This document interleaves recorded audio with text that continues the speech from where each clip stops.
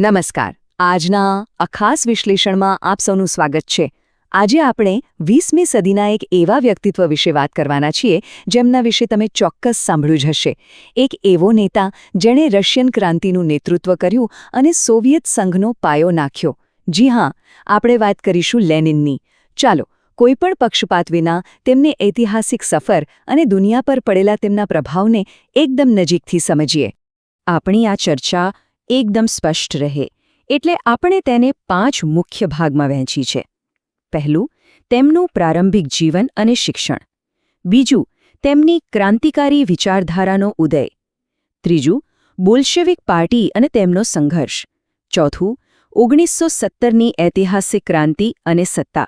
અને છેલ્લે સોવિયત સંઘની સ્થાપના અને તેમનો વારસો.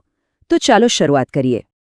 જુઓ, સૌથી રસપ્રદ વાત તો એ છે કે આખી દુનિયા તેમને લેનિનના નામથી ઓળખે છે, ખરું ને? પરંતુ હકીકતમાં તેમનો જન્મ વ્લાડિમીર ઇલિચ ઉલ્યાનોવ તરીકે થયો હતો.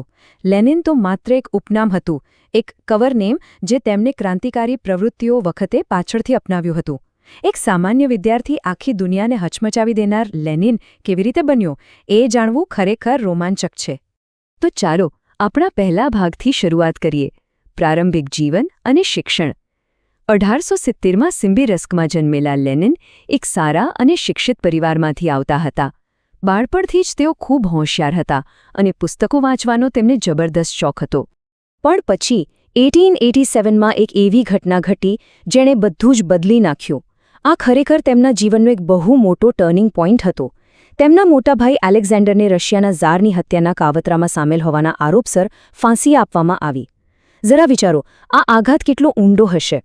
આ જ એક ક્ષણ હતી જેણે યુવાન લેનિનના મનમાં ક્રાંતિનું બીજ રોપ્યું અને તેમને આખી વ્યવસ્થા સામે ઊભા થવાની પ્રેરણા આપી. હવે તેમનો આ બળવાખોર સ્વભાવ તેમના ભણતરમાં પણ સ્પષ્ટ દેખાતો હતો. તેમણે કાઝાન યુનિવર્સિટીમાં કાયદાનો અભ્યાસ તો શરૂ કર્યો, પણ વિદ્યાર્થીઓના આંદોલનોમાં એટલા સક્રિય રહ્યા કે તેમને યુનિવર્સિટીમાંથી જ કાઢી મૂકવામાં આવ્યા. પણ લેનિન ક્યાં હાર માને એવા હતા. તેમણે જાતે જ સખત મહેનતથી સેલ્ફ સ્ટડી કરી અને કાયદાની પરીક્ષા પાસ કરી લીધી. આ તેમની અદ્ભુત દ્રઢતા દર્શાવે છે. અને તેમની આ જ દ્રઢતા આપણને ચર્ચાના બીજા ભાગ પર લઈ જાય છે, ક્રાંતિકારી વિચારધારાનો ઉદય.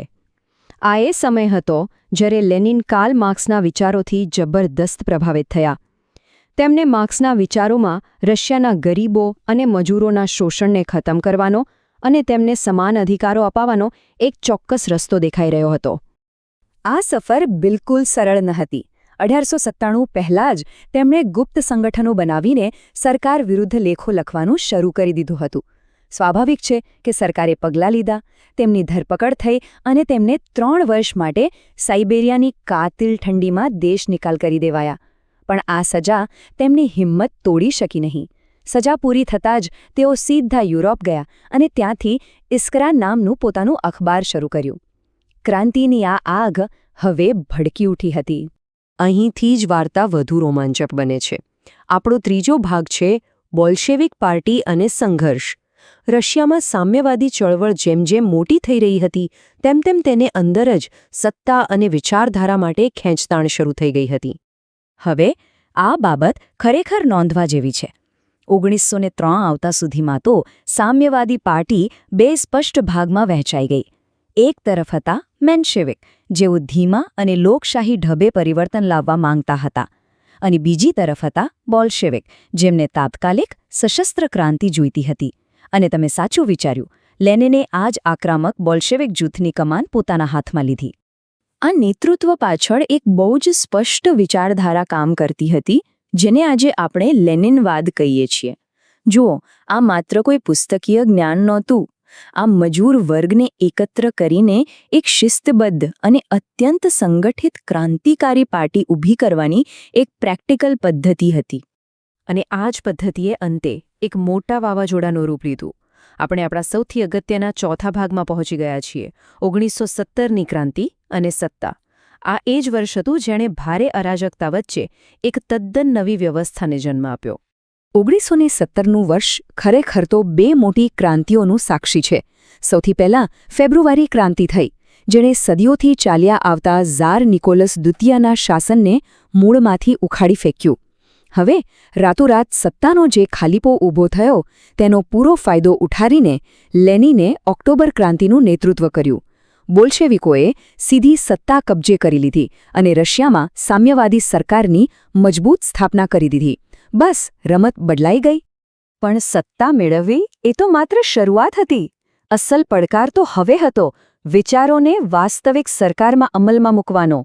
આ આપણને આપણા છેલ્લા ભાગ તરફ દોરી જાય છે, સોવિયત સંઘ અને તેમનો વારસો. વર્ષ 1922 જ્યારે લેનિનના નેતૃત્વમાં ઔપચારિક રીતે સોવિયત યુનિયન એટલે કે યુએસએસઆરની સ્થાપના થઈ. સત્તામાં આવતાની સાથે જ તેમણે આખા દેશનું આર્થિક અને સામાજિક માળખું ધરમૂળથી બદલી નાખ્યું. મોટા નિર્ણયો લેવાયા, જેમ કે ખાનગી જમીનો સીધી ખેડૂતોમાં વહેંચી દેવામાં આવી અને દેશના તમામ મોટા ઉદ્યોગો સરકારના સીધા કંટ્રોલમાં આવી ગયા. આ ઉપરાંત શિક્ષણ અને આરોગ્યમાં સમાનતા લાવવાના પણ જંગી પ્રયાસો શરૂ કરવામાં આવ્યા. પણ કહેવાય છે ને કે કોઈપણ મોટું પરિવર્તન જોખમ વિના નથી આવતું. 1918માં લેનિન પર એક જીવલેણ હુમલો થયો. તેમને ગોળીઓ વાગી હતી. તેઓ તેમાંથી બચી તો ગયા, પરંતુ તે ગોળીઓએ તેમના શરીરને એવું નુકસાન પહોંચાડ્યું કે તેમનું સ્વાસ્થ્ય ક્યારેય પહેલાં જેવું થઈ શક્યું નહીં.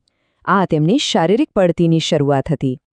અને છેવટે 21 જાન્યુઆરી 1924ના રોજ રશિયાના ગોર્કી શહેરમાં માત્ર 53 વર્ષની નાની ઉંમરે તેમનું અવસાન થયું. પણ અહીં એક બહુ મોટી કટાક્ષની વાત જુઓ.